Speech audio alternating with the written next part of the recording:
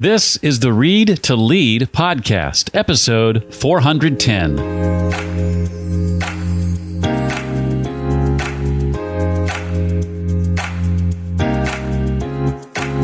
In my world, consistently I have found the soft, positive persuasion, draw you in rather than push you against the wall, is always, for me, the more winning version of the pitch. A fast and practical visual storytelling method that puts a powerful new toolkit into the hands of leaders, innovators, salespeople, teachers, and anyone else who needs to quickly make an impact on increasingly distracted audiences? Yes, please. Hi, I'm Jeff Brown, and this is the Read to Lead podcast, the podcast that is dedicated to your personal and professional growth. We are here because of my belief that if you want to achieve true success in your business and in your life, then intentional and consistent reading is a must. I hope the Read to Lead podcast can not only help to narrow your reading list, but also for the books that we do feature, help bring out the key insights and main ideas from those books through our conversations with the authors themselves. Today, we're joined by author Dan Rome, who's been here a couple of times before. His latest book, which came out last October, is called The PopUp Pitch, the 2-hour creative sprint to the most persuasive presentation of your life. I'll be asking Dan to explain what a pop-up pitch is and why you need one, the types of meetings the pop-up pitch method is designed to help improve, why it is that rarely anyone wants to hear your whole story, and how Dan's book and method address that, and much, much more. As you might have guessed, I'm a big believer in practicing consistently. Of course, reading is one of those things for me, but it's one of several habits I practice consistently. I talk about all 5 of them in my ebook called Dream Big, the 5 personal habits that will supercharge your life. DREAM is an acronym for each of the 5. I'll give you one guess as to what the R stands for. If you'd like this ebook for free, you can get it at my website. Go to readtoleadpodcast.com and simply enter your first name and your email address in the form in the upper right-hand corner of the page. Again, that's readtoleadpodcast.com to get my free ebook called Dream Big, the 5 personal habits that will supercharge your life. Dan Rome is the author of 4 international bestsellers on clear thinking, visual storytelling, and persuasive communications, including books like The Back of the Napkin, one of my all-time favorites, Draw to Win, a book he's been on this show to talk about, Show and Tell, another book he's been on the show to talk about, and blah, blah, blah. His books have helped leaders at Microsoft, eBay, General Electric, Google, IBM, Walmart, and many more organizations solve complex problems through visual thinking. His new book is called The PopUp Pitch, the 2-hour creative sprint to the most persuasive presentation of your life. Well, Dan, I am thrilled to have you back for what I believe now is your 3rd visit. So welcome back to the Read to Lead podcast. Well, Jeff, thank you so much for having me come back. It's always fun to chat with you, and always have new stories to tell. Well, I want to start my first question with where you begin in the book, and that's this definition. What is a pop-up pitch in the first place, and why do we need one of these things? Oh, what a great question, Jeff. Thank you. Yes. So a pop-up pitch, think about it in the way that a pop-up restaurant or a pop-up store might go back in the days when we used to go outside of our offices. Right. The whole notion would be this. I have spent my career, as probably many of your listeners have, kind of embroiled in the what we're going to call the presentation industrial complex. This idea that every time we need to make a presentation, we're going to boot up our PowerPoint or our Google Docs, and we're going to make an enormous capital investment in this is the presentation that I'm going to put everything I know into. And I like the analogy of thinking, what would happen if we just did a pop-up version rather than opening up the whole restaurant with the giant investment? What would happen if we just did a kind of an MVP version of our pitch, a minimum viable product version, where we fairly quickly came up with what is the core of the story that I need to tell, and then using some thoughtful tools, cooked up a quick version of our pitch that is quick both to put together and very quick to share with someone, so that we could test our idea, our persuasive presentation with our audience without having to overwhelm them with 45 minutes of material, but instead maybe give them a taste, maybe give them 6 or 7 minutes of a handful of quickly drawn slides and images that tell a compelling story. And then let our audience be captivated enough to say, wait, give me more. So the idea of the pop-up pitch is pitch quickly, thoughtfully by telling a story, and let your audience then ask you for more. Does that make sense? Makes perfect sense. You made me think of something that we're often guilty of when we're listening to other people, and that's thinking in our minds what we're going to say in response and how that relates to us versus truly listening to what it is they're saying and maybe replying with a question, et cetera. But we have to realize, I think, and you point this out, that when it comes to our presentations, very rarely does anyone really want to hear your whole story. What they really want is to hear enough to be able to respond with their own story. Describe that sort of thought process in this context. Well, how true that is. You said it better than I could say it, Jeff. I mean, the idea is it is a rare day when someone really, really, really wants to hear your whole story. What we're hoping for is to hear enough in your story that it resonates with me so that I see my situation and my problem and my challenge and my opportunity in what you are sharing.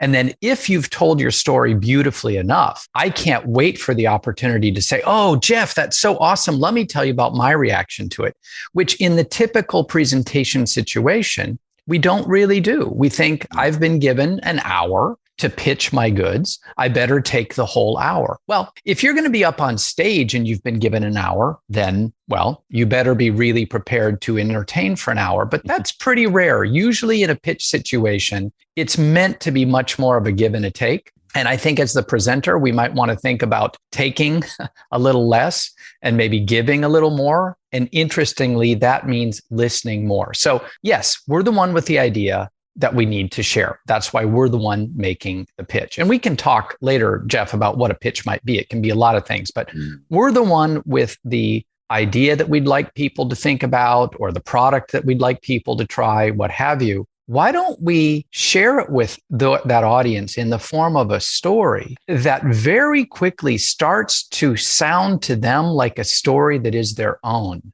and then let them, with just the right amount of prep from us, turn it into their own. And then we listen and say, yes, you're right. And here's how what I'm thinking about might help you. There's a drawing early in the book that explains 5 different kinds of meetings and the importance of identifying the kind of meeting that you're having before you have it. My brother is the co-founder and CEO of a company called Docket, a productivity platform designed to make meetings better before they start, while they're happening, and long after they're over. I took a picture of that page from your book and sent it to him. He's like, "Oh, what book is that?" I need to get that. We need to study that for our company. Before I get into how you've laid out the book in the first hour and the second hour, which we'll explain in a moment, talk about the kinds of meetings the pop-up pitch is going to help improve, as well as the kinds of meetings that they're focused on in the book itself. Well, thank you for that. And it was the reason why, Jeff, in the book, The Pop-Up Pitch, I put this sort of meeting matrix, the 5 different types of meetings right up front, is because I wanted to make it clear that on the surface of it, not every meeting we're going to do is a pitch. I mean, there are certain meetings that are just simply information delivery. So say, for example, if I'm the director of HR within a company and we've got a new compensation or a new healthcare plan that we need to share, it's really information delivery. Here's the new policy. You just need to know it. And it's not necessarily meant to inspire or convince anybody to do anything different. It's just information delivery. Fine. And then we've got other meetings that we have that are really about making a decision. Like, we've got 3 different options here, and we really all need to be heard. And we need to make this decision on this particular call because the clock is ticking. Then there's another type of a meeting, which might be one that we'd call more of true insight delivery or knowledge delivery. You know, wow, if we look at our market space, there's some recent information that really changes a whole lot of ways we might think about our business or our ecosystem. And I want to share a lot of that knowledge with you, which you might think of more as educational. So along this spectrum, from pure information delivery to all the way through generating tremendous insight and making decisions, there's a spectrum there. And one of the high points of that spectrum of meetings, to me, the most critical of all of them, is the meeting where I do need to pitch you on something. And let's be really clear about what we mean by a pitch. It's not necessarily a sales pitch, but the type of meeting where I think the pop-up approach works the best is the one where by the time this meeting is over, I want to have accomplished a few things. I want to share with you an idea that you might not have thought of before. And then I want you to think that that idea is really a good one. And then I want you to make a change either in your thinking or your action to adopt at least some element of the idea or the solution that I've shared with you. So that's pitch kind of writ large. I need to share with you some new information, hopefully persuade you that it's important to you, and hopefully persuade you that you might want to take an action on it.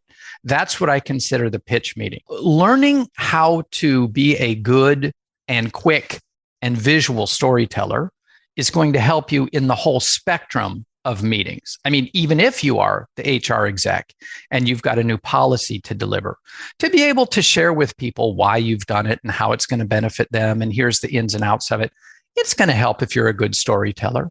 But where that really is going to make a difference is when it comes time to persuade. And Jeff, I know I'm saying a lot, but I'd like to add one more thought in there, sure, if I may. If we think about persuasion in particular in the context of a pitch, and we'll just talk about sales for the time being, because that's the most obvious example of a pitch. I could hard sell you like, hey, Jeff, this is the thing you really need to do, and your life's going to be a whole lot better if you just need to do this thing, where I'm pushing the information on you. I could do that, a hard sell. Or I could do more of a soft sell where I draw you in. Hey, Jeff, there's this situation out there with people that might look a little bit like you. And in that situation, here's some of the things that they've found are effective for them. In my world, consistently, I have found that the soft, positive persuasion, draw you in rather than push you against the wall, is always for me the more winning version of the pitch. So when I talk about a pop-up pitch, I always think about it in terms of positive persuasion.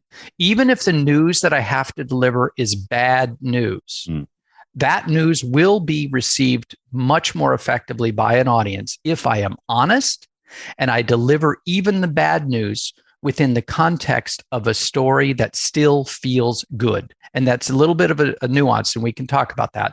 But is what I'm sharing so far making sense? Yes, in part because I've read the book.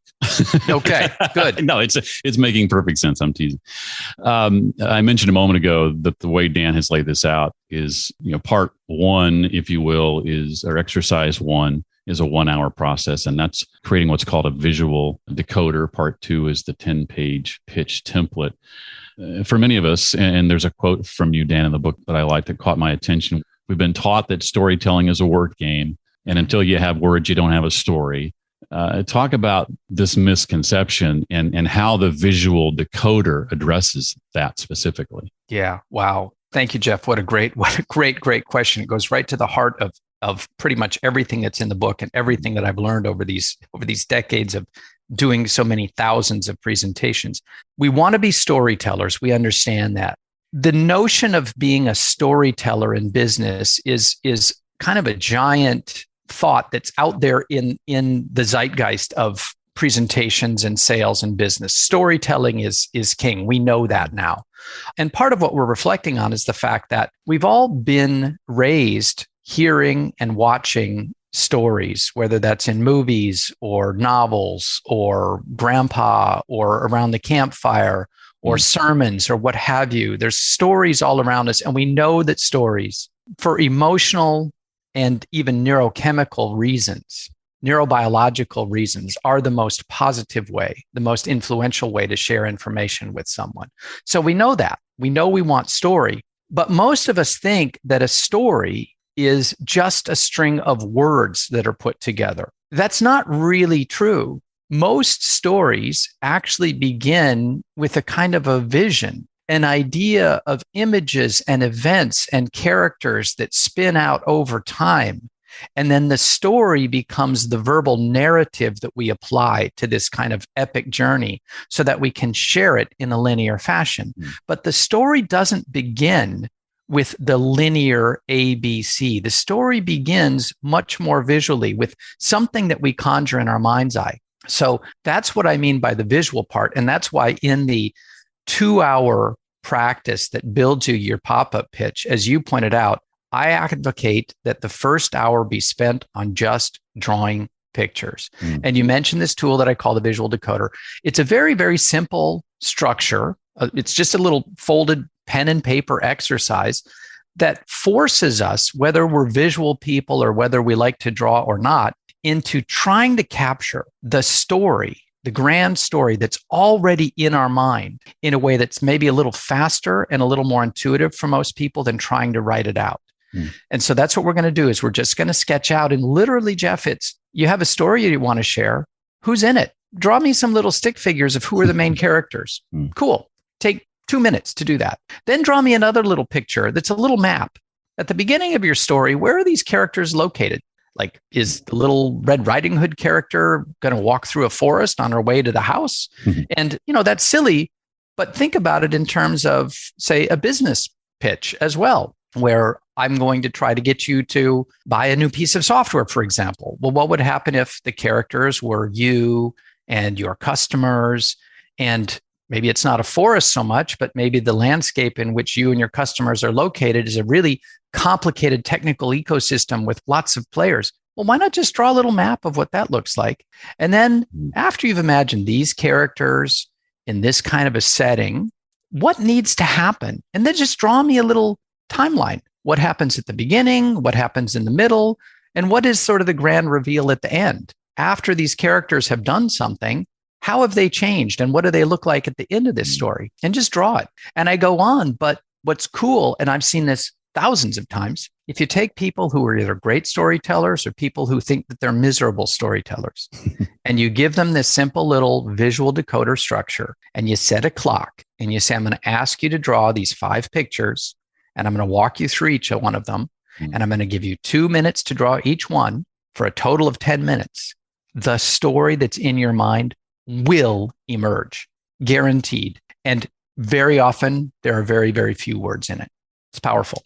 One application I thought for this visual decoder for me personally involves some occasional workshops I do where I'm walking a group of business owners through sort of the customer acquisition journey and understanding who their customer is and using story to hook their customer. And I can see in my next workshop, bringing out your book and teaching them and sitting down with them and taking a half hour, just walking them through that visual decoder exercise, I think will be so helpful because many of them are such analytical thinkers, many of the people who I work with at these events. I do, as you do, a lot of different presentations and workshops. And I'll just give you a handful of some recent case studies, just to show the variety of individuals and the variety of the range of expertise of people with whom I have done what you just described. At the beginning of a workshop where the objective is to reach clarity around something complicated, every single time I begin with spending 30 minutes having people draw their visual decoder. And I'll just give you sort of a breadth of examples from the last few months. Great. Some of these have been live and some of these have been done by Zoom. I worked with NASA Jet Propulsion Lab recently. I went down to Pasadena and worked with many of the principal investigators. These are the people that are literally building the Mars rovers and the Mars exploration craft. Jet Propulsion Laboratory, for people who are not familiar with it, is a part of Caltech, located down in Pasadena. And if you're a space junkie or if you're a science person and you've ever watched the landing of one of the Mars rovers on the red planet, and you see mission control, you're actually seeing inside Jet Propulsion Laboratory. They conceive of, design, build, and then control all of the interplanetary craft for NASA. Now, you might ask, why would those people, those hardcore analytical engineers, literally the rocket scientists, why would they want to tell a story? Well, because guess what? Going to Mars costs a couple of $2 billion, and it takes 15 years to set up the whole system and get there. And then once you get there, you want to make it worth your while. So you want to stay a while. JPL, and this is all public information, has to sell. And who is their client? Their client is NASA. And who is NASA's client? NASA's customer is the American tax-paying public. we have to be convinced that the billions of dollars that is being used to put a rover on Mars has something of value to us. So even these scientists, who are as hardcore engineers as you can get, understand that they need to be able to tell the story of what is this science going to accomplish and what's it going to look like. And frankly, what is it even going to feel like when we do discover life on another planet? That will make the whole payoff worthwhile. And that's why we're telling stories. So that's just one example. Another one is there's a little technology company not far from where I am called Google. And this is also public information. I've been working with some of the senior teams at Google over the last many months to share a story about the evolving internet. And as anybody who works on the internet might know, a lot of the reason that the internet has been so successful over the last 15 years is because it's been driven by advertising. And that advertising has been driven largely by the much maligned third-party cookie, that little piece of code that gets set on your computer and kind of tracks you as you're going through looking at things. And that's what serves up advertising for you. Well, the cookie, as we know, is not very privacy preserving. So the cookie is going away. And Apple has an approach to that. And all the main tech players have their own approach. And Google, being one of the big, the biggest players in the internet space, is investing in more privacy preserving technologies that will continue to support free and open access to the internet. Now, there's a story there that needs to be told. And we're working with a very different group of audience, also using the PopUp Pitch tools to tell that story. So you can see there's tech, there's science. I'm working with healthcare organizations. In every case, the people are different. They might be engineers, they might be policymakers, they might be healthcare professionals, they might be financial executives. But in every case, what's being realized is the world's really complicated. My audience's time is increasingly difficult to get. The way that I'm going to share and persuade with all of these audiences that this particular perspective is useful is by telling this story. And I'm going to start that story by drawing pictures of who I'm talking about and what it's going to mean to them. That scenario I was talking about earlier with my situation, should someone be certified? Can they get certified to teach this material from PopUp Pitch? Oh, absolutely. Thank you. Yes.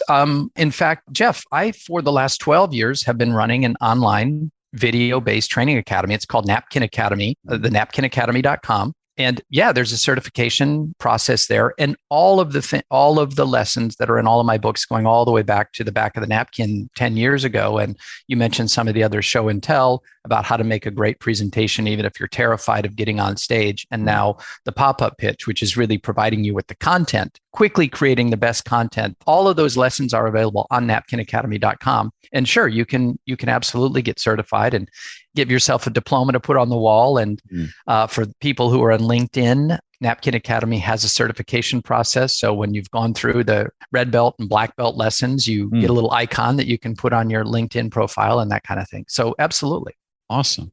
Well, let's move to hour 2. Our thinking goes from visual brainstorming to a tightly structured verbal storytelling. This is where the words come in. So talk a bit about, I think it's the bumpy but up storyline. Yeah. We have several to choose from, but that's the one that serves as our foundation here, right? Yeah. So again, thank you. I tried to structure the book very clearly, and you're playing it back so clearly that I think we might have succeeded.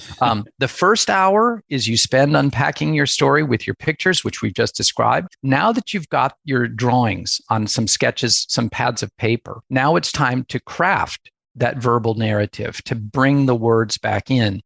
And so here's really the heart of the pop-up pitch is something that I call the 10-page pitch. And what it is it's me reverse engineering what consistently is regarded as the most persuasive storyline of all of human history, otherwise known as the classic hero's journey, otherwise known as the kind of the insight of a fellow named Joseph Campbell, who wrote a book called The Hero with 1,000 Faces, which is his lifetime assessment that traveling the world and listening to the greatest stories of the greatest cultures of all time, there's a great consistency that he sees on how the true stories that are so powerful, so memorable, they become the stuff of myth. What he found is that no matter where you go on the planet, and no matter where you go in the history of humanity, the stories that have been told that last the longest all share a common structure. And he called it the hero's journey.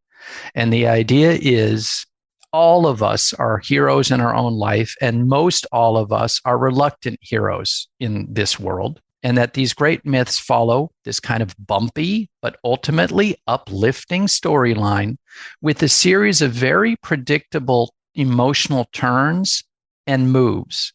And perhaps the simplest example, or I don't know if it's the simplest, but the most well-known example of a straight interpretation of Joseph Campbell's hero's journey was when George Lucas wrote the first Star Wars movie. What was the first one called? The New Hope. Yeah. So the very original 1976, 1977 Star Wars movie that gave birth to the entire Star Wars universe. And that story hews perfectly to the hero's journey, beat for beat. Which is also, by the way, exactly the same story that J.K. Rowling uses throughout the entire Harry Potter series. It's also the storyline that J.R.R. Tolkien used throughout all of The Hobbit and The Lord of the Rings.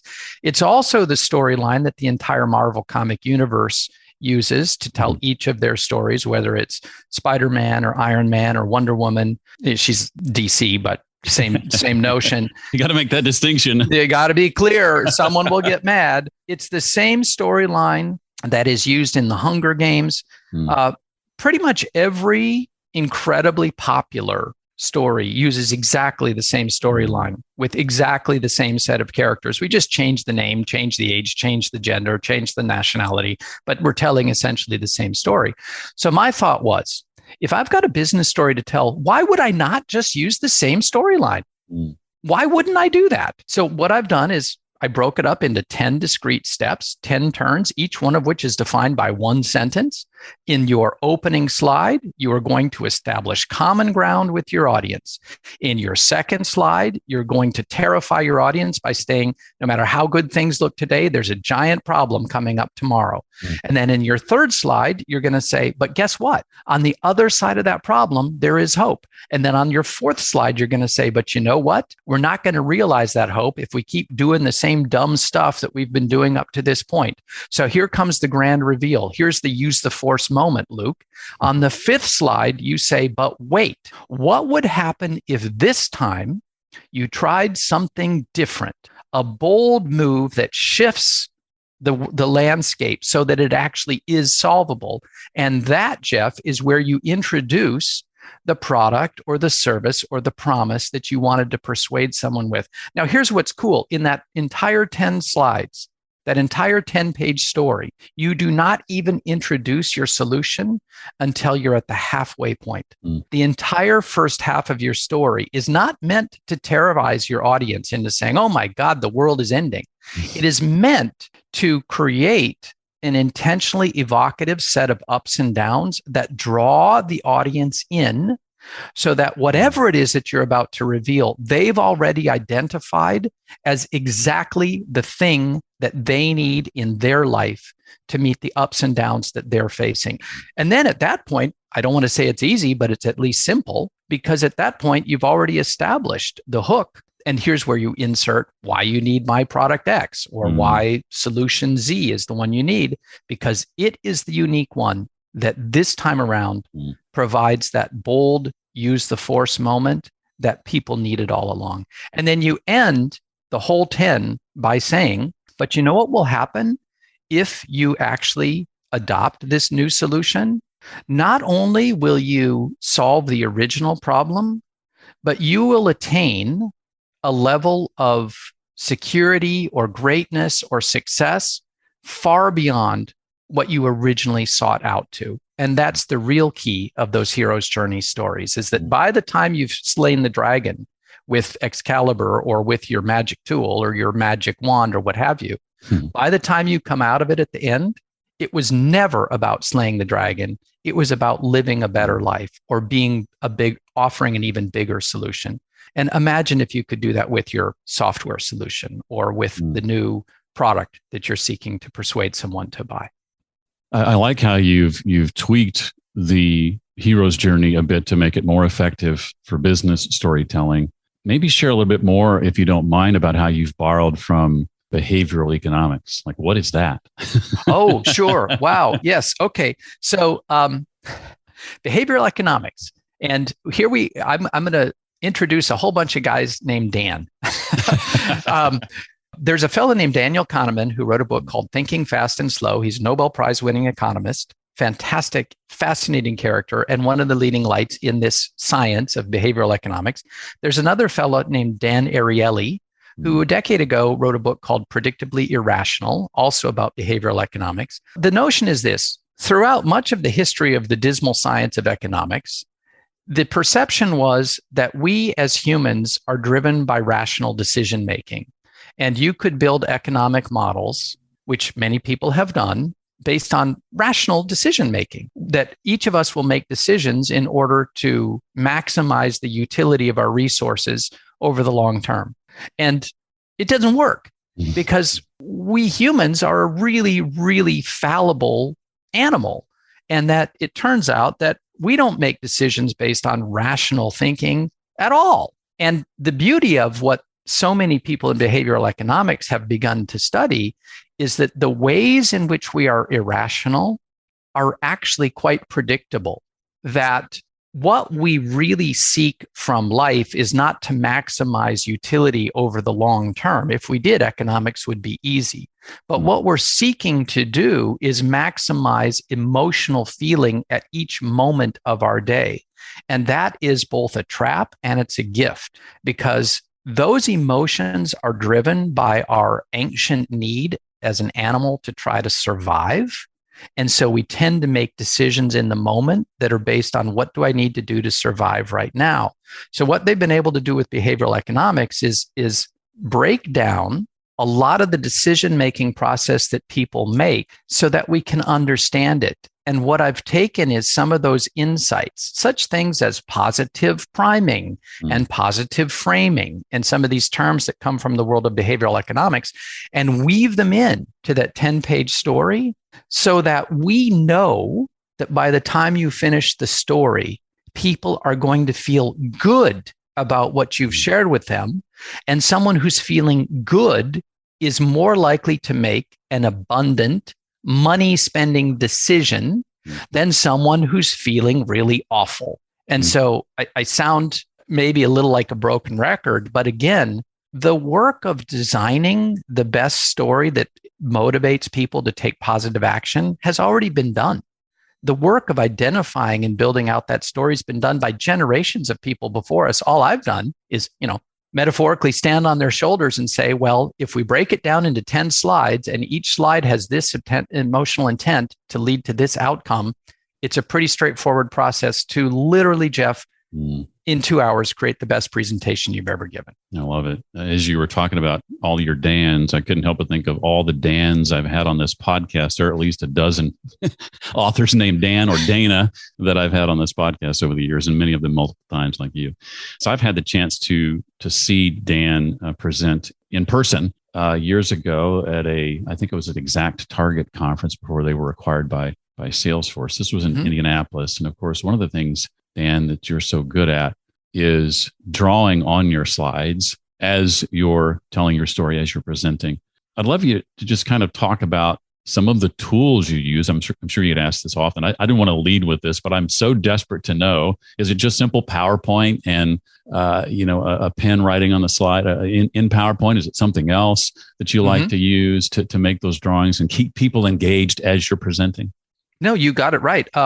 I do draw when I talk, and I know how to draw, but more importantly, Jeff, the way I phrase it is I've learned to draw badly really well.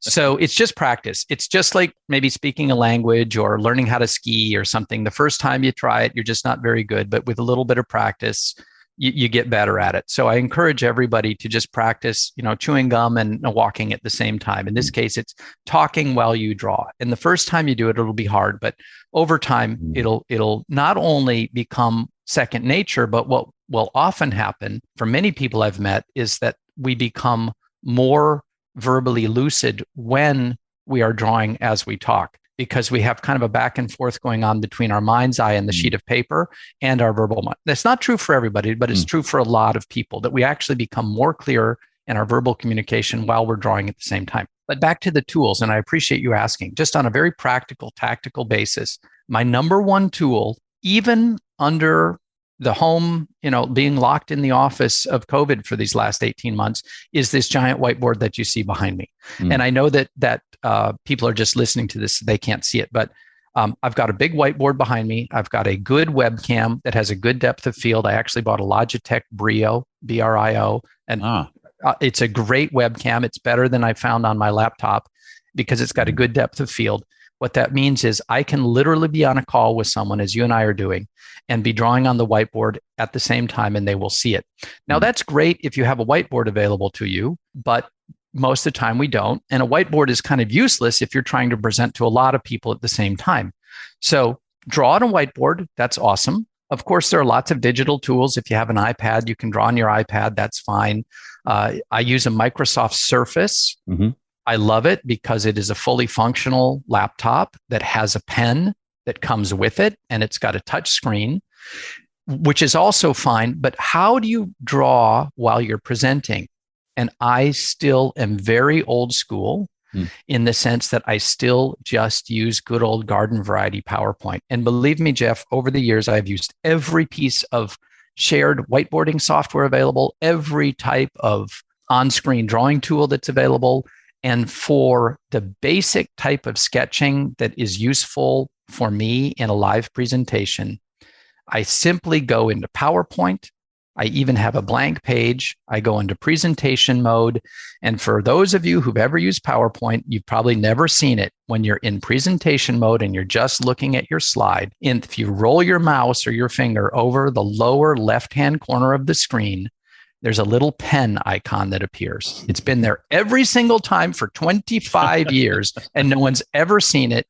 And if you just activate that pen, you now have the ability to sketch on your slide in real time, as beautifully or as poorly as you want. It doesn't matter, because if you're presenting that slide, whether it's live or whether it's on a Zoom or a GoToMeeting, and you've taken over the screen, nothing is more captivating to an audience when they can see you than when you simply start drawing on the slide as you talk. Nothing. Your audience literally cannot look away. Even if what you're drawing is awful, the fact that you are showing their eye, look here, and here's this little stick figure, or here's this little smiley face, or even something as simple as just circling the three most important words in your text and then connecting them with an arrow, that live visual action captivates our human visual cortex, and we can't look away. And I can vouch for that, having seen you present in person. I want to say you did this, and I think this would probably take some of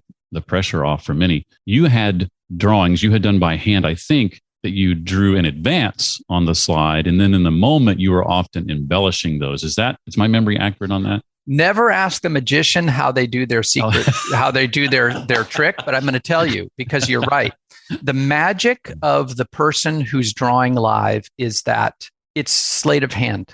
You are right. 80% of the drawing I did in advance. I did it on a piece of paper and I scanned it in and just stuck it in my PowerPoint, or I drew it using the same drawing tools that are in PowerPoint in advance. But here's the thing that's amazing. When you are presenting live, all you need to do is make a couple of marks that finish the drawing or circle or highlight particular pieces. And in the mind of your audience, they think you just drew the whole thing. Try it. It works. It's magic. It is frigging magic. And now you know the secret of how it works.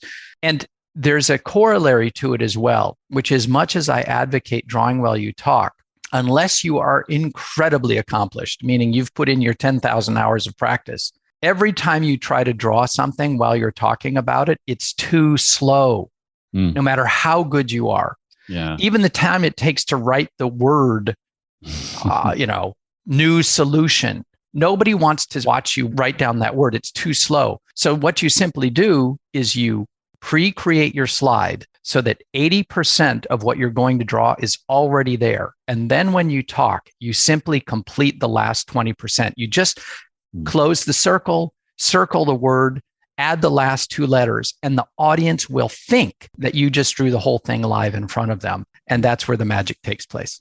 Well, I recommend all of Dan's books. I first was introduced to him when a former leader of mine took the whole staff to a bookstore and said, you can pick out any book you want and I'll pay for it. And the book I grabbed was The Back of the Napkin. That was the book that did well enough that enabled me to quit my day job and do this thing, whatever, Jeff, this is. So I'm glad you picked that one up. You helped me stop working for the man and start working for myself. So, well, I've been enraptured with your work ever since. Before we wrap up, Dan, anything else you want us to know or walk away with from the pop-up pitch that I didn't ask about or didn't cover? I know we covered it pretty thoroughly, but yeah, well, the thing that I'm a big subscriber to, again, it sounds real trite, but this notion of the abundant mindset. I've met many and worked with many other aspiring authors and thinkers and people with great ideas. And very often I found that really thoughtful people stop themselves from getting their idea out because they're afraid someone else is going to steal it. That may be true, but don't let that be your limitation. If your idea is good enough to steal, then it's a good idea. So run with that. But the point more of that is then I've made all of the tools we've talked about today available for free on my website. So the visual decoder template is available for free, and the entire 10-page pitch template, including the 10-page pitch PowerPoint, pre-created 10-page slide deck in PowerPoint. They're all available for free. And all you have to do is go to my website, which is real simple. It's danroam.com, DANROAM.com. Halfway down the homepage, you're going to see download the tools, and they are free. You just have to input your email address, and then you'll get the download as a PDF or as a PowerPoint. So that's one thing. And then the last I'd share is with a colleague of mine, really interesting fellow named Jim Edwards, who is a content marketing master who runs something called the JimEdwardsMethod.com. We are launching on April 15th, the 10-page pitch wizard software. So there's a link on my website to that. It's not available yet, but it will be very soon. And the software is an online software tool that allows you to simply input the 10 pages with a headline and text, all guided, and it outputs your PowerPoint automatically for you following the 10-page pitch template. It's pretty cool. That is awesome. Well, the book, again, is called The Pop-Up Pitch, the 2-hour creative sprint to the most persuasive presentation of your life. His name is Dan Roam, danroam.com. We'll put links to that and the Pop-Up Pitch website in the show notes. Dan, thank you so much for being here. I love chatting with you and talking with you about your books. Jeff, this is my pleasure. Thank you so much. Well, lots of great resources to take advantage of. I've listed them all on the page created just for this episode. You can find that at readtoleadpodcast.com/410 for episode 410. That's readtoleadpodcast.com/410. And while you're there, be sure to grab my free ebook, Dream Big, the 5 personal habits that will supercharge your life. I unpack what they are and how to install them daily into your life. These are all habits I've found that many, many successful people practice, and I think you can benefit from them as well. Once again, readtoleadpodcast.com to find it all. I've got a lot of great and free content coming your way with interviews scheduled through May at this point. It's all headed your way, and I so appreciate you coming back to this show each and every week. If you're not currently subscribed, be sure to do that so you get notified when new content comes out. And you can subscribe just about anywhere you can imagine. Through that Amazon Echo or Google Home device you may have sitting around, to Spotify, Apple Podcasts, Stitcher, Google Podcasts, TuneIn, YouTube, and dozens of other podcast apps. You'll find Read to Lead at just about all of them. That does it for this week. I look forward to seeing you next time. Until then, as always, remember, leaders read and readers lead.